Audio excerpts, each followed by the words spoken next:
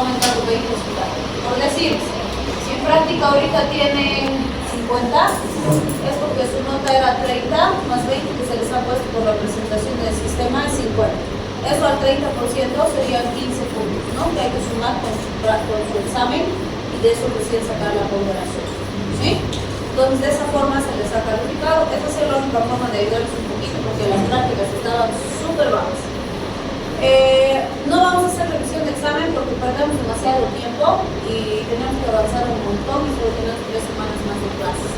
Entonces, si alguien quiere revisar su examen, están los exámenes en dirección de carrera con el patrón, puede pasar y hacer la revisión que corresponde, ¿ya?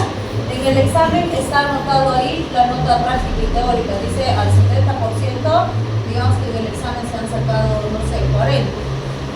Al 30% se han sacado 15, entonces, bueno, 15, entonces digamos acá sería 55, ¿no? Y ahí dice, en esa casillita dice su nota y al ladito dice sus ponderados. Digamos que fuera 55 su nota, eso multiplicado por 0,35 que es lo que vale su parcial.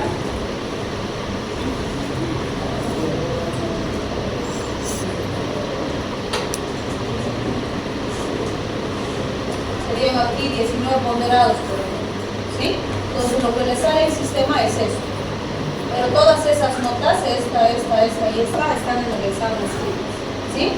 Si alguien quiere ver su examen práctico, los exámenes prácticos están aquí. Se van a fijar que de 2 dice, por ejemplo, este dice, ¿no? 20, ¿no? Su nota, que era sobre 100 de hecho, pero ya, para lo que ha presentado en el sistema, más 20. Entonces aquí tendría 40, ¿no? Entonces en todos los exámenes está así, a no ser que no haya presentado el sistema. Si no ha presentado el sistema, entonces por ejemplo ese 20 más 0, 20 no ha presentado nada, que le vamos a ayudar, ¿no? Entonces, si quieren ver sus prácticos, están ahí, lo pueden hacer en cualquier momento. ¿Listo? Bien, vamos a continuar entonces con nuestro avance, porque para nuestro examen final nos queda todo lo que es AINES, todo lo que es cardiovascular, que son como 7 temas. Dislipidemias, que hasta ahí normalmente intentamos terminar de avanzar. También entre anticoagulantes y antianémicos según el programa analítico, pero esos 2 temas nunca hemos logrado avanzar. Es demasiado contenido para que estemos. Entonces vamos a avanzar todo lo que sea posible dentro de lo que es estas 3 semanas. Por eso es que no vamos a tener tiempo de revisión de examen, ¿ya? Bien, entonces fíjense, cuando vemos o cuando hablamos del dolor, como habíamos mencionado en la clase anterior, decimos que el dolor es una sensación completamente subjetiva. Es el paciente el que me va a preferir, me va a decir si le duele o no le duele y además cuándo le duele, ¿sí? Pero como es subjetivo, es muy difícil que yo sepa realmente la intensidad del dolor. Eso es absolutamente propio del paciente. ¿Por qué? Nosotros, para objetivizar un poquito esas percepciones que el paciente nos refiere, le hacemos manejar escalas de Likert, como esta, ¿no? Y le decimos, mira, 0 es que no te duele nada, y 10 que te duele, pero un dolor insoportable, terrible, ¿sí? Entonces le decimos, de 0 a 10, ¿cuánto te duele? Digamos que el paciente me dice, me duele 2. Ah, pues ya tengo una idea de que tiene un dolor leve, ¿sí? O me dice, me duele 8. Entonces yo digo, es un dolor severo, la intensidad es alta, ¿sí? Pero como decíamos, si yo hiciera un experimento y agarro una máquina que me inflige exactamente la misma intensidad de dolor y yo aplico a 5 individuos diferentes, con la misma intensidad de dolor, uno me puede decir que siente 9, el otro 5, el otro 1, el otro 10, porque cada individuo percibe diferente el dolor y su tolerancia al dolor es diferente, ¿sí? Entonces, tratamos de objetivizar, pero objetivizarlo al 100% no es posible, ¿sí? Pero por lo menos nos acerca un poquito más a la realidad. Entonces decimos, el dolor normalmente va a estar asociado a estímulos en los nociceptores o a lesiones del sistema nervioso central que pueden ser periféricos o centrales. Sin embargo, no se olviden que sí puede haber percepción del dolor sin un hecho físico o una lesión física o un problema físico específicamente. ¿sí? Existen situaciones emocionales, por ejemplo, sobre todo si estamos hablando de pacientes pediátricos, que les pueden generar dolor de alta intensidad, pero el problema o el estímulo inicial es emocional, no tiene nada que ver con la parte física, ¿sí? Pero sí van a percibir dolor. O por ejemplo, van a escuchar mucho que los pediatras dicen que cuando los niños están creciendo, les duele, ¿sí? Y crecer duele. Sí, y eso no se debe a daño, sino a una excesiva actividad en la médula ósea que el paciente va a percibir como dolor. Puede ser un dolor intenso, pero que el niño no sabe cómo describir, dice, me duele adentro de mi bracito y la mamá no sabe qué hacer, lo flexiona, le pone calorcito y el chiqui llora, y es porque está creciendo. No tiene un daño ahí en ninguna estructura, sino que está creciendo, ¿sí? Entonces sí hay varios elementos que vamos a ir considerando después. Bien, entonces, ¿qué vamos a hacer cuando un paciente tiene dolor? Le vamos a dar analgésicos. Tenemos dos grandes grupos que vamos a ver acá, que serían los AINES, que es uno de los grupos más comúnmente utilizados, porque son bastante bien tolerados, tienen pocos efectos adversos, son poco peligrosos porque no generan tolerancia, dependencia, adicción y demás, y son muy eficaces. Entonces, estos nos van a servir para el dolor musculoesquelético de origen inflamatorio principalmente, o podríamos decir dolor de leve a moderada intensidad, ¿sí? En cambio, cuando el dolor ya es más profundo, es más intenso, cuando hablamos de dolores viscerales, podríamos decir profundos, vamos a recurrir a otros fármacos como los opioides, ¿sí? Entonces, los narcóticos opioides, donde vamos a hablar de la morfina también, se caracterizan porque son derivados de la planta del opio. ¿Eso qué implica? Que tienen características de droga, vale decir, producen tolerancia y producen dependencia, ¿sí? Entonces, estos, por esa razón, primero que son fármacos de prescripción controlada y segundo, que no los usamos como fármacos de primera elección en los pacientes, sino que esperamos a que realmente exista una indicación en la que se deba usar y no tenga una mejor alternativa. Entonces no agarramos y le damos a cualquier paciente opioides, ¿sí? Bien, entonces vamos a empezar con los opioides. Aquí está la planta o el nombre químico de la planta, es Papaver somnífero, es la planta del opio, es esta que estamos viendo aquí en las fotitos, que son plantitas o florcitas bien ornamentales, pero en esta bolita que crece después de que la florcita se cae, ahí pues cosechan el opio, ¿sí? Entonces fíjense, de esta planta hemos obtenido nosotros para la terapéutica la morfina, la codeína, también se extrae la tebaína, de la cual extraen la heroína, pero la heroína no es fármaco, es droga de abuso y es una droga muy pesada y muy peligrosa, ¿sí? También tenemos la papaverina, la noscapina, que también usamos en terapéutica. Y bueno, aquí me falta aumentar uno súper importante que estos últimos años, o ni siquiera estos pocos, sino bastantes años, ha tomado una importancia coyuntural bien significativa, que es el fentanilo, ¿sí? ¿Han escuchado hablar del fentanilo? ¿Cómo se le conoce popularmente ahora? La droga zombie, ¿sí?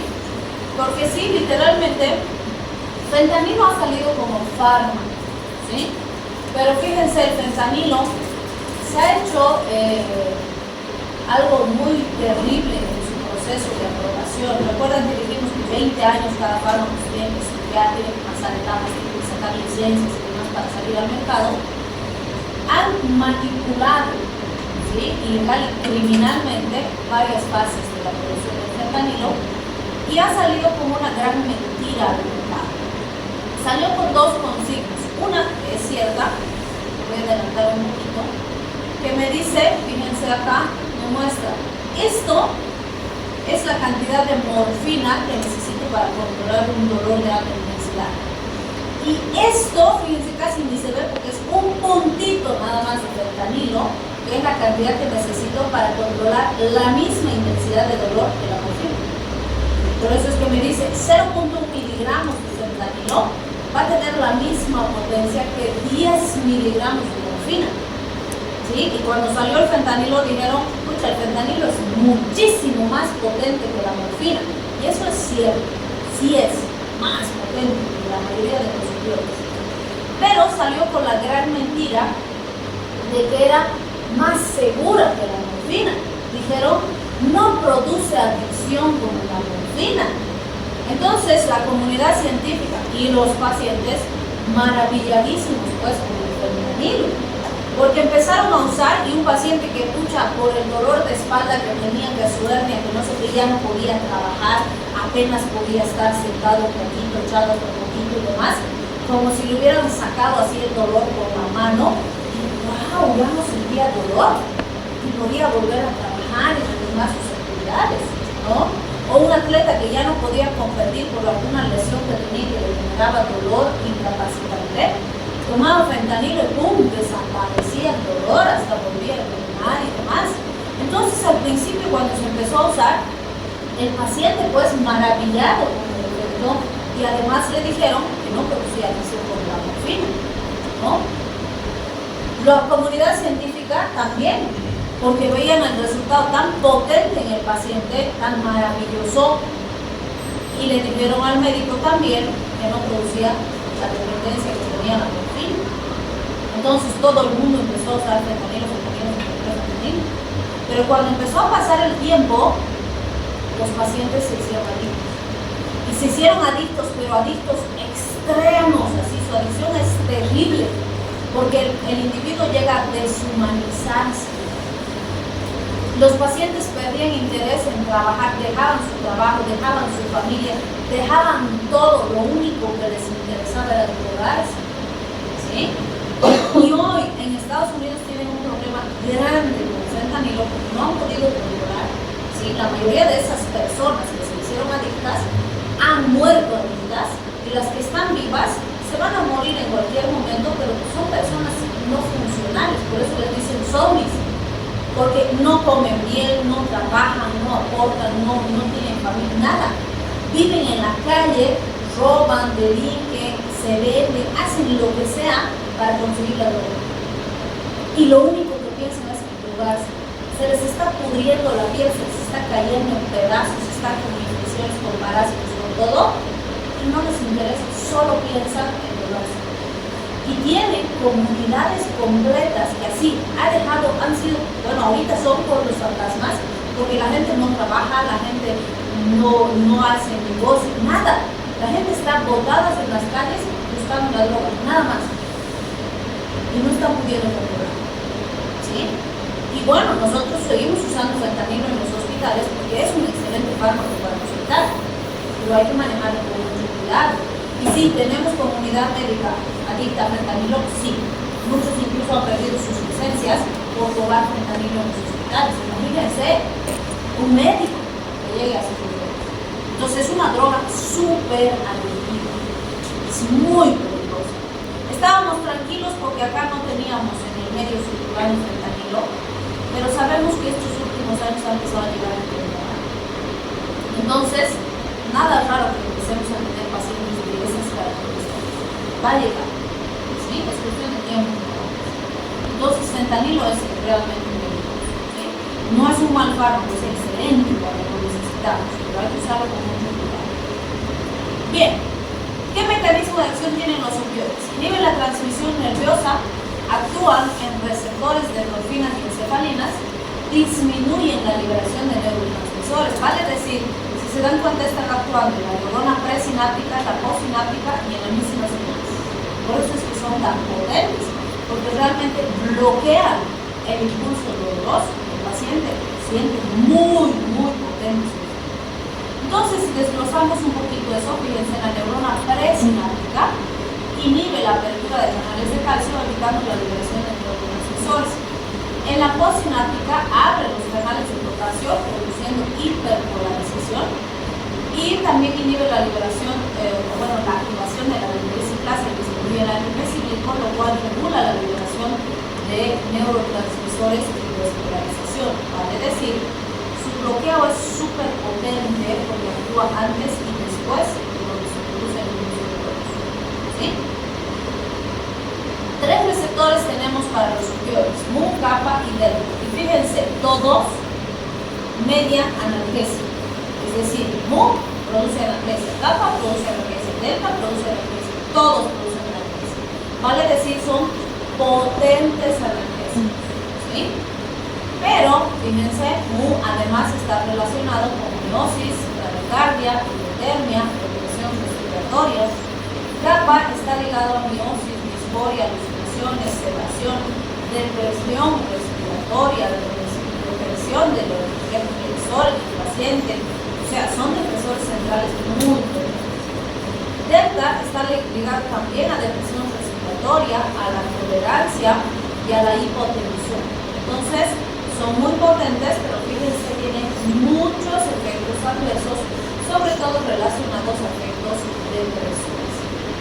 Bien, vamos a ver entonces algunos de los opioides más usados. La morfina, vamos a ver que es agonista de receptores mu, kappa y delta, y su duración es de 3 a 4 horas. Por eso es que si necesito mantener el efecto con esta, le voy a dar dosis bastante seguidas. Como efectos, vamos a ver que la disminución del dolor de alta intensidad es sumamente eficaz. Normalmente usamos morfina cuando los AINES han fracasado y no hemos podido controlar el dolor en el paciente, recién recurrimos a morfina. O pacientes que están hospitalizados y que tienen un dolor pero insoportable y pues es nuestra mejor alternativa, ahí vamos a usar morfina. ¿Sí? Le damos de 2.5 hasta 20 miligramos por dosis al paciente, ya sea intramuscular, subcutáneo o intravenoso, dependiendo de la severidad del cuadro. O podemos darle 0.05 miligramos por kilogramo intravenoso en 10 minutos. ¿Sí? En los niños, 0.1 a 0.2 miligramos kilogramo, ya sea subcutáneo o intramuscular. Y lo más común es usar PRL, vale decir, si el dolor es demasiado intenso, entonces le damos. Si no le duele mucho, esperamos más. ¿Sí? Entonces vamos viendo dependiendo de las necesidades del paciente. Fíjense, tenemos comprimidos de 10, 30, 60 y 100 miligramos, ampollas de 10 miligramos por ml y solución oral al 3%. Entonces, dependiendo de lo que vayamos necesitando, vamos viendo. Estas son las equivalencias, como les decía, ¿no? Fíjense, 0.1 miligramos de fentanilo equivale a 10 miligramos de morfina. Pero si comparo con otros opioides, fíjense, equivale a 1.5 miligramos de morfona, que es bastante potente, y hasta 100 miligramos de meperidina. Entonces eso me muestra un poquito la gran potencia que tiene realmente el fentanilo. Es un fármaco sumamente potente, pero insisto en que hay que usarlo con cuidado. Bien, tenemos también al fentanilo. Fíjense el fentanilo, que ya lo hemos mencionado como la droga zombie. Para uso en terapéutica tenemos ampollitas, ¿no? En general se usan ampollas. Tenemos de 0,5 miligramos en 10 ml, ampollas de 50 microgramos por ml y ampollas de 0,1 miligramos en 12 ml. Entonces este también es agonista de receptores mu, kappa y delta, igual que la morfina, pero es mucho más potente. Vamos a ver que si mi paciente tuviera insuficiencia renal, por ejemplo, debo modificar la dosis y voy a dar entre el 75 al 50% de la dosis estándar, por decirlo así. Me sirve mucho para analgesia postquirúrgica. Los postquirúrgicos se usa bastante el fentanilo en cirugías grandes, cirugías donde el paciente siente mucho dolor, que han sido muy invasivas, que se han manipulado contra el paciente. Y fíjense, en general no es fentanilo lo que usamos. En gran parte de las cirugías, incluso grandecitas, medianas, usamos ketorol nomás. El ketorol son iguales mágicos, súper potentes. Pacientitos son igual su ketorolcito y planchado, como decimos, está muy bien controlado, el dolor es re potente. Si no fuera suficiente, recién vamos a recurrir a algo así. ¿Sí?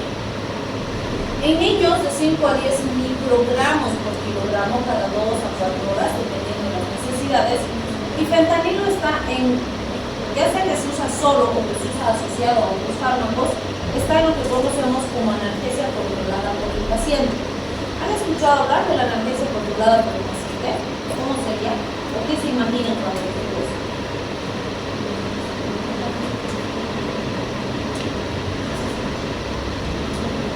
Por ejemplo, en una cirugía que se hace bastante esto es en las liposucciones. Imagínense, le han destrozado pues el tejido celular subcutáneo a la paciente que le han hecho lipo, ¿no? O al paciente, pero los hombres también se hacen. Entonces, literalmente hacen pues un curetaje fatal así para sacar todo ese tejido celular subcutáneo. Y si el paciente después de la cirugía queda así, pues todo moreteado, como si lo hubieran pelado, ¿no? Y siente bastante dolor. Entonces, en algunas clínicas lo que hacen es dejarle conectadito una sondita a la columna directamente, y en el otro extremo tiene una jeringa gorda, así digamos que es como la jeringa, ¿no? Y está ahí conectadito, y al paciente, ¿qué le dicen? Si te duele mucho, te pasas un remedio. Entonces la jeringuita se queda con el pacientito, y si el pacientito está en la noche y demás, no necesita llamar a la enfermera, no es nada. Le duele mucho, fin, se pasa su remedio. Y va a estar tranquilo, y va a estar tranquilo, ¿sí? Entonces, esa es la analgesia controlada por el paciente. Por eso es controlada por el paciente, porque el paciente va a decidir en qué momento se va a pasar la medicación. Obviamente no le voy a dejar muchos días al paciente bajo el control de su analgesia, ¿no?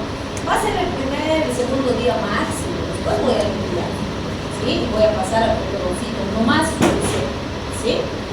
Entonces, vean, se puede usar así bastante en ese tipo de situaciones con muy buenos resultados, siempre y cuando sea una vigilancia adecuada y no se abuse del fármaco, ¿sí? Bien, y no podemos dejar de ver a nuestro querido tramadol cuando hablamos de los opioides. Diríamos que dentro de los opioides, el tramadolcito es el más seguro y el que más confiamos, porque es menos peligroso que los otros, ¿sí? ¿Por qué? Es agonista débil de los receptores mu e inhibe la recaptación de serotonina y norepinefrina, pero su acción principal es en los receptores mu. Fíjense, a diferencia de los otros, no está actuando en capa eléctrica, ¿sí? Entonces, la depresión a nivel central y la sedación son menos intensas que con los otros opioides, y eso hace que sea más seguro. Sí puede producir adicción, pero su potencial de adicción también es más bajito que el de la morfina. Entonces es un fármaco más seguro. Lo que no quiere decir que agarremos y tomemos como el costado un tramadol. No, también tenemos que usarlo con moderación, ¿sí? Entonces se usa 100 miligramos cada 6 a 8 horas, intramuscular, lentito y diluido si fuera necesario, o puedo usar 20 gotitas cada 4 horas de la presentación que viene en gotas. 20 gotitas, que es 1 ml, viene, fíjense, 100 miligramos, que sería 100 miligramos de dosis. También puedo darle 100 miligramos cada 12 horas, si es que le doy comprimidos para la administración oral, y en niños 1 miligramo kilogramo dosis. Entonces estas son las presentaciones, fíjense, comprimidos de 50, 100, 150 miligramos, gotitas de 100 miligramos por ml, ampollas de 100 miligramos en 2 ml. Y esto es algo bien interesante que se ha hecho mucho en los últimos años, y cada vez la tendencia es usar más este tipo de combinaciones. Tenemos combinaciones de tramadol con paracetamol, ¿sí?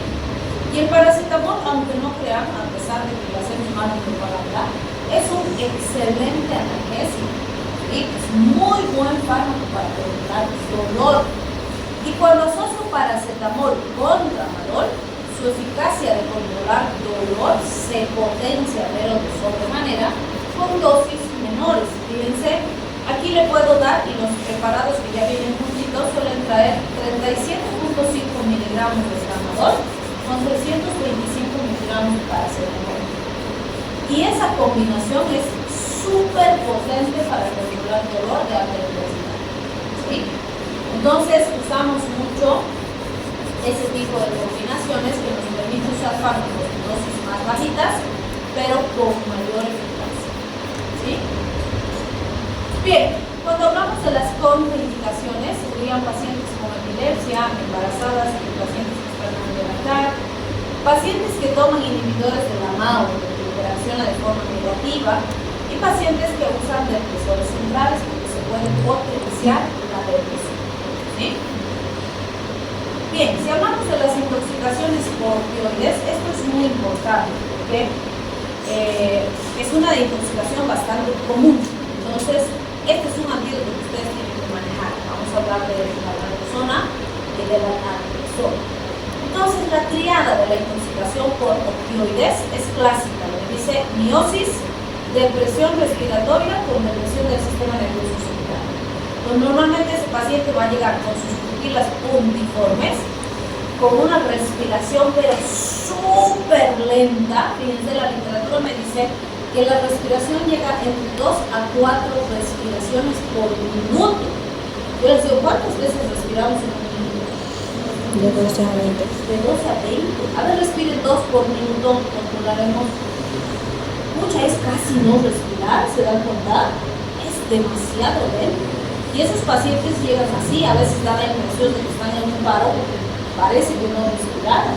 Está súper lenta la respiración, ¿sí? Y además a eso pues se asocia la depresión del sistema nervioso central, que puede determinar incluso un estado de coma en el paciente, ¿sí? Un tip muy importante aquí es que si el paciente tiene una depresión respiratoria intensa con depresión del estado de conciencia y las pupilas no están mióticas, no descarten opioides, ¿sí? ¿Por qué? Porque puede ser que asociado con otra cosa que está generando una respuesta diferente en otros, ¿sí? Entonces no descarten. Ahora, fíjense, un adulto normal sin dolor con dosis de más de 120 miligramos ya se inicia. Fíjense, 120 miligramos no es algo, ¿sí? Pero, muy importante, dice sin dolor. ¿Qué paciente sin dolor se tomaría opioides?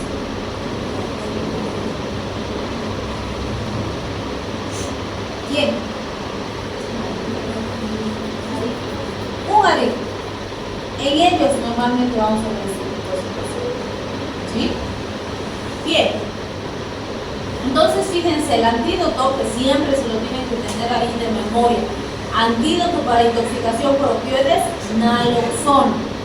No se tienen que olvidar jamás de la naloxona, ¿sí?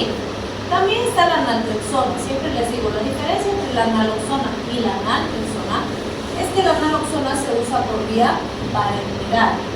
En cambio, la naltrexona se usa por vía oral. Esa es la única diferencia. Ambos son antagonistas de los receptores opioides. ¿Qué significa? Que van a ir a bloquear el receptor del opioide, ¿sí?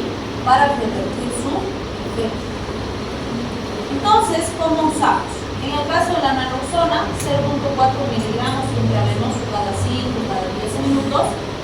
En niños de 0.01 miligramos por kilogramo intravenoso intramuscular al subcutáneo, y voy valorando al pacientito y voy dando dosis repetidas dependiendo de su evolución específica. Ahora, fíjense, la naltrexona puedo usar como dosis inicial 25 miligramos por toma, y para mantenimiento puedo usar 50 miligramos por día, descansando los domingos. Les pregunto, ¿en quiénes haríamos este esquema?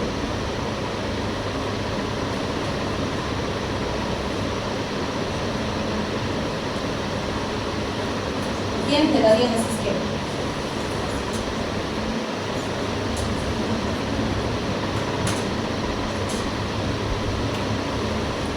A los pacientes adictos, ¿sí? En ellos vamos a hacer tratamientos crónicos tratando de que dejen de consumir la sustancia, ¿sí? Pero, pues, si fuera una intoxicación aguda, no necesito usar eso, ¿sí? Bien, si veo fracaso terapéutico, vale decir, ya pasaron, no sé, 10 minutos, 30 minutos, estamos dando antídoto y no responde el paciente, tal vez sea otra intoxicación, ¿sí? Que puede estar asociada a la primera, o de hecho que el paciente paciente pues, se ha intoxicado con otra cosa, ha simulado un cuadro parecido, pero no era igual. ¿Sí? Bien, tenemos ampolletas de 0,4, de 0,04 miligramos o 2 ml, comprimidos de 25-50 para estos adictos y suspensiones de 12,5 miligramos en 5 meses. Fundamental cuando tengo un paciente con una intoxicación por opioide que la vía aérea esté permeable. Recuerden que hemos dicho, no, paciente intoxicado es A, B, C, D, E. ¿Sí? Te adapto dependiendo de las necesidades. Entonces, ¿aquí aplica? Claro que sí, aplica. ¿Sí? A, B, C, D, E. Mantener buena ventilación del paciente y usar los antagonistas, ¿vale? Sí, los antídotos que hablábamos de. ¿Sí? Bien, ¿quieres descansar un ratito?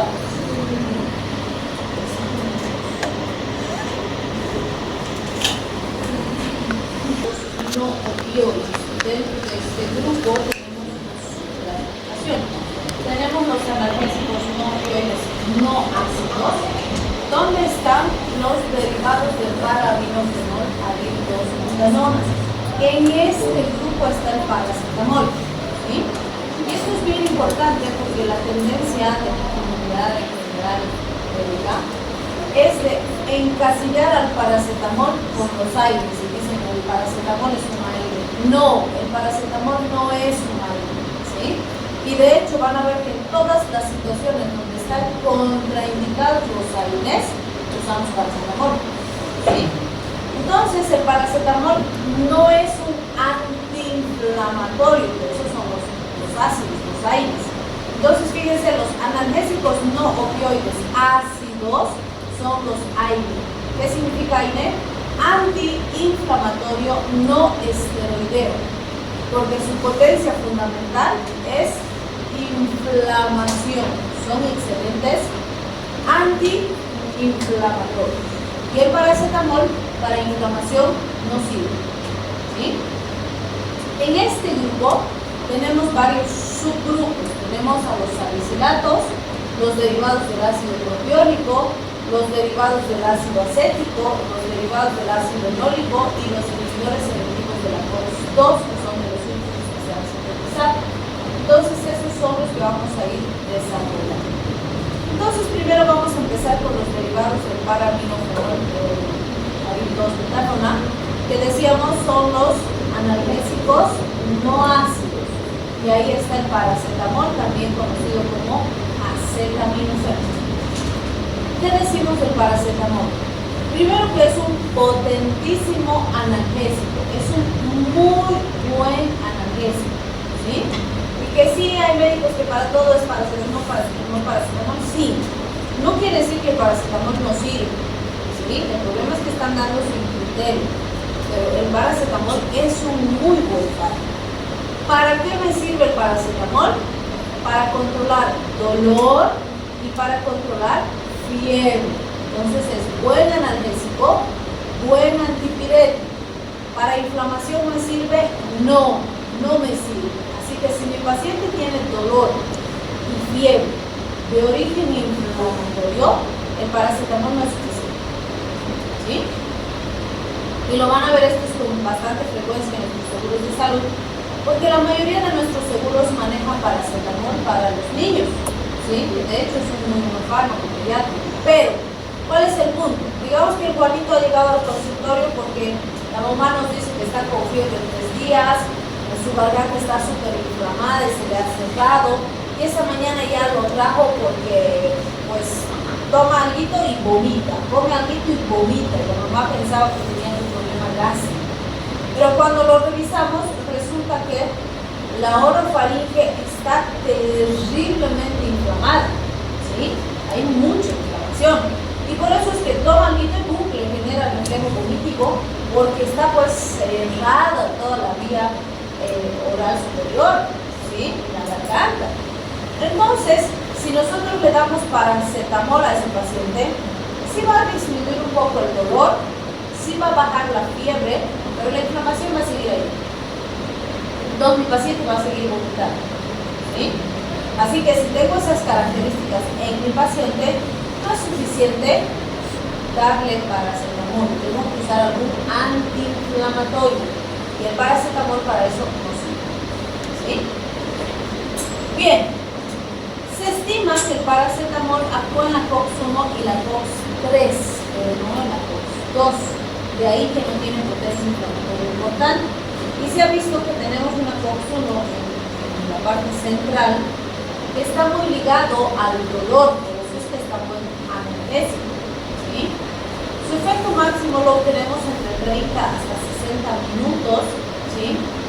La degradación va a ser hepática y aquí es interesante porque utiliza sulfatación, glucoronidation del paracetamol, ¿vale? Es decir, lo va a asociar a ácido sulfúrico, a ácido glucurónico, etcétera, para poderlo conjugar y procesar. Y como vimos en algún momento, el paracetamol, si bien es un excelente fármaco, si se abusa de él, puede ser potentemente peligroso. De hecho, no se olviden que su metabolito, que es el N-acetilbenzoquinona, o también conocido como N-acetilbenzoquinonimina, es tóxica para el hígado y para el riñón. Las intoxicaciones por paracetamol están ligadas a este metabolito. Es ese metabolito el que no se logra procesar bien y empieza a acumularse en tejidos que no debería estar. Y como su sitio preferido de acción o de acumulación es el hígado, pues primero va a afectar al hígado. Cuando termina de saturar al hígado, recién va a empezar a pasar a comprometer a otros órganos importantes. Y finalmente puede comprometerlos todos. ¿Sí? Entonces, fíjense, usado correctamente el paracetamol es un muy buen fármaco. No estamos diciendo que es malo. El problema es que hay que usarlo correctamente. ¿Sí? ¿Y por qué les digo esto? ¿Cuál es el punto importante?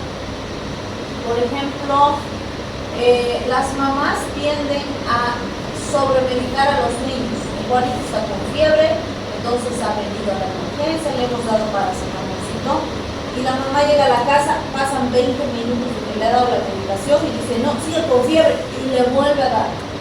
¿Sí? Y no ha pasado ni una hora. Entonces ahí se nos va a intoxicar el paciente.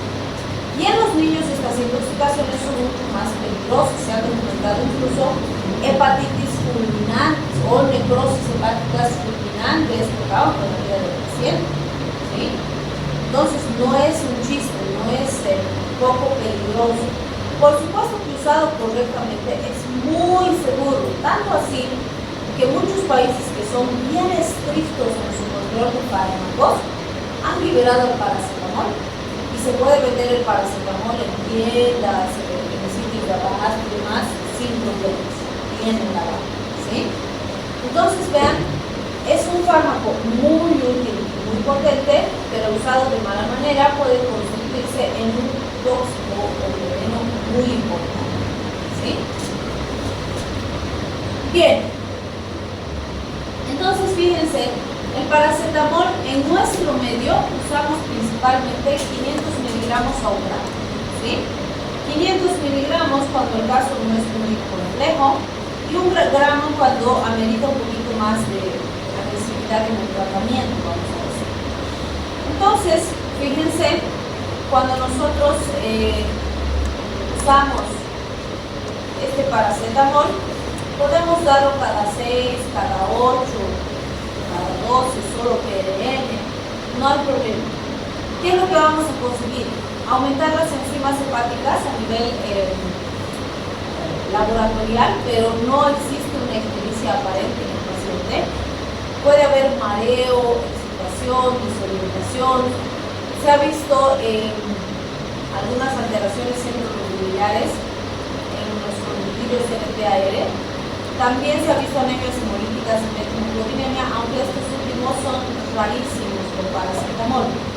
Entonces, ¿cuál es el punto? Y acá siempre les enfatizo lo siguiente. Si tengo una mamá que ha traído a Juanito porque estaba con mucha fiebre, tiene otras alteraciones más a nivel sistémico que pueden implicar y deteriorar su salud de forma significativa. Entonces, a ese pacientito, ¿qué voy a hacer? ¿Le voy a dar paracetamol?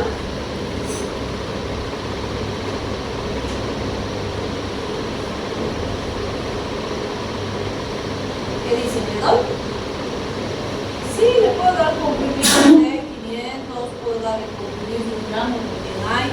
Si es paciente pediátrico, le puedo dar jarabe, 100 miligramos en 5 ml es una de las presentaciones habituales, pero no la única. Tenemos presentaciones de 125 miligramos por ml, presentaciones donde están asociados los fármacos, sí tenemos, ¿sí? También tenemos gotitas, sí, con el paracetamol es que se dice una gotita por kilo, ¿sí? Si el paciente pesa 10 kilos, voy a dar 10 gotitas, ¿sí?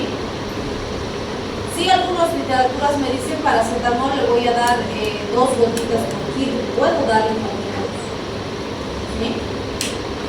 Y algo importante, como les decía, digamos que el Juanito está enfermito y la mamá le está haciendo caso a la abuelita porque la abuelita le ha dicho que tiene que estar todo emponchado el Juanito porque está resfriado. Entonces que con doble buzo, con yoga, con chalina, con chulo, con guantes, así está el Juanito. ¿Qué opinan de eso? ¿Está bien?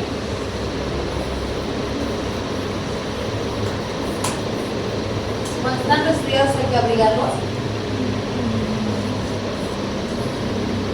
No. Bueno, si van a salir afuera, donde está corriendo viento y demás, ya, ahí sí. Pero si van a estar en casa, van a estar en la habitación que está bien controlada, no hay ventanas donde sale el aire y demás, el paciente literalmente tiene que estar pelado, vale decir, con su pañalito y nada más, con su solerita y nada más, ¿sí? ¿Por qué? Porque si yo lo abrigo demasiado, no estoy ayudando a que su cuerpo pierda calor, al contrario, la estoy acumulando. Entonces, ¿qué le puede pasar al paciente? Más fiebre. Y si es pediátrico, puede convulsionar, ¿sí? Entonces, no debo obligar al paciente, eso es falso. Otra afirmación falsa que se hace es que, por ejemplo, si el paciente tiene, está usando paracetamol, si le doy más veces o le doy más dosis, voy a tener mejor resultado. Mentira, ¿sí? La dosis es una sola y se debe usar dependiendo de la severidad del cuadro, una es otra, la mínima o la máxima, pero no más que eso, ¿sí?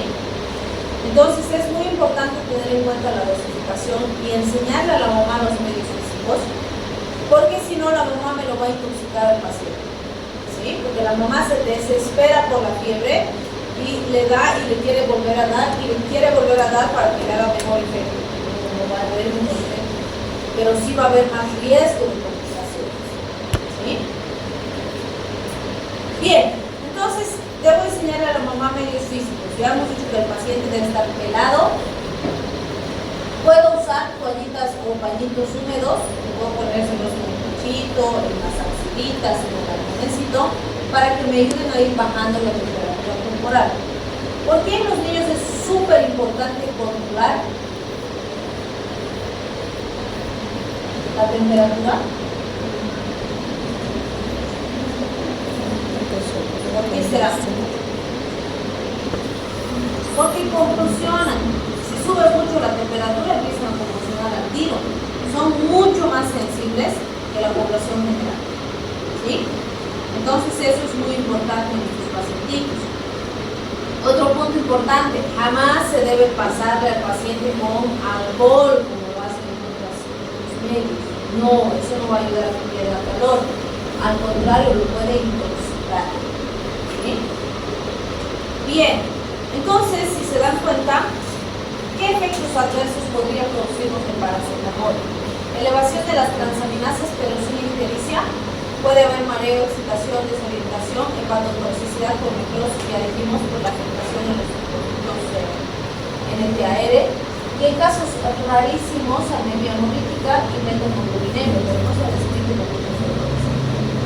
Entonces, fíjense, básicamente puedo usar paracetamol en cualquier dolor o fiebre de leve a moderada intensidad, ¿sí? Y ahí todo lo que ustedes se puedan imaginar, cefaleas, migrañas, dolores colaterales, traumatismos, esguinces, fracturas, etc., donde pues voy a poder mejorar, si quieren, la parte clínica del paciente, pero no estoy rehabilitando una lesión, no estoy corrigiendo un problema de base. Eso también es muy importante que lo recuerden. ¿Por qué?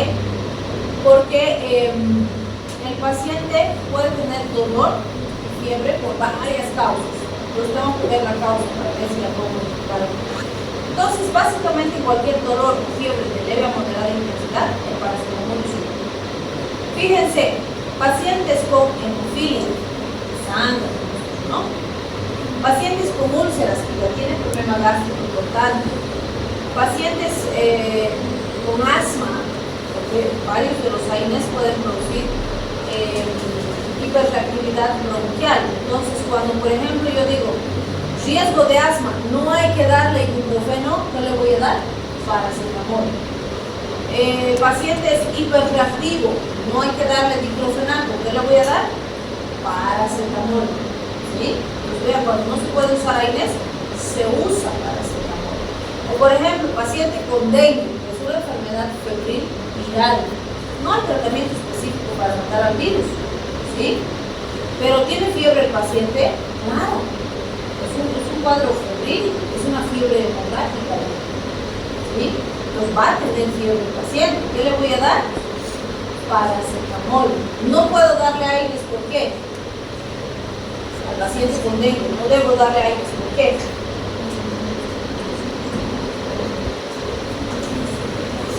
Por la infección viral ya tiene riesgo de hemorragias, ¿sí? Y si yo le doy AINES, aumento el riesgo de hemorragias por el efecto antiagregante planetario que tienen los AINES. Por eso es que no se usan en esos cuadros. ¿Y qué le doy al paciente en esos cuadros? Solo paracetamol. ¿Sí? Bien. Entonces, en resumen, aquí en este cuadrito decimos la inhibición de la COX-1 y la COX-2, y pues el impacto que esto tiene en células, enzimas, mediadores inflamatorios, etc., tiene un elemento importante. Va a generar inhibición de la producción responsable, o más bien nosotros tenemos que usarlo responsablemente, porque la inhibición de la COX-1 y la COX-2 son responsables de los efectos terapéuticos, pero también de los efectos adversos. Como decíamos, si mi paciente tiene dolor y yo le doy diclofenaco para controlar su dolor, ¿voy a controlar su dolor? Sí, pero le puedo generar gastritis. ¿Por qué? Como hemos visto en icosanoides, al bloquear la COX también estoy disminuyendo los mecanismos de producción gástrica, ¿sí? Entonces es muy importante considerar eso. Estos dos están ligados de forma muy importante tanto a los efectos terapéuticos como a los efectos adversos de los AINES. Acá desglosamos algunos elementos importantes, o bueno, preguntamos en realidad. Las prostaglandinas clásicas, como la D2, D2, D2 alfa, van a producirnos vasodilatación y aumento de la permeabilidad vascular. Esto se va a asociar a edemas, sensibilización de las fibras nociceptivas, de la estimulación por otros mediadores inflamatorios, van a generar células inflamatorias, mediadores inflamatorios, ¿sí? Los tromboxanos A2 están ligados a la agregación planetaria y vasoconstricción. Estos son efectos no deseables en general, porque se pueden asociar a aumento de la presión arterial, formación de trombos. Entonces, más bien son, o el deseo será evitarlos, que no se produzcan. ¿Cómo lo voy a hacer? No estimulando la COX, sino bloqueando la COX, ¿sí? Las prostaciclinas son inhibidores de la agregación planetaria y potentes vasodilatadores, de ahí que también se está probando como alternativas terapéuticas en otras patologías actualmente. Los leucotrienos, tenemos leucotrienos B4 y C4, vamos a ver que aumentan la permeabilidad vascular, promueven la quimiotaxis de los leucocitos y generan contracción del músculo lisobronquial, vale decir, estos leucotrienos están muy ligados a la hiperreactividad bronquial, ¿sí? De ahí que bloquear los receptores de estos nos van a ayudar a disminuir la hiperreactividad bronquial. Eso es lo que conseguimos con los inhibidores leucotrienos como el Corteplas, Afinitas, ¿sí?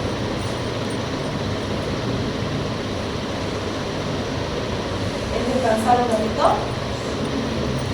2 minutos, luego lo más importante los AINES, las 4 horas.